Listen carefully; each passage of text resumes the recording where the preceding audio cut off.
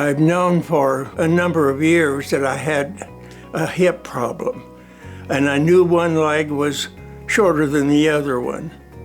And then it got so bad that I really had to do something. And I have a very dear friend that I have trusted for years, and I asked him, I knew that he had Dr. Creech, and I asked him what he thought of and how his operation went with his hip. He was very complimentary, not as much as I would have been, but I knew him well enough to know that this was more than he was saying, I thought. In meeting with the doctor, he explained to me after the test that I indeed had one leg an inch shorter than the other one.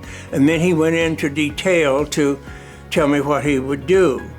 And he said, I have to cut off part of the bone and put in a new part, drill a hole and put in a pin and keep that in place.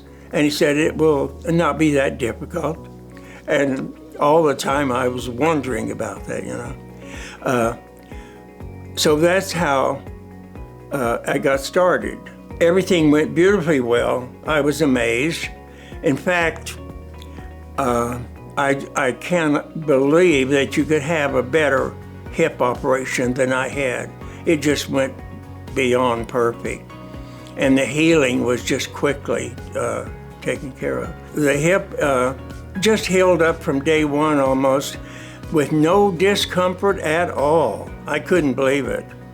And I went through physical therapy, and they did their part great also. They all kept saying, you're doing great, just keep doing what you're doing.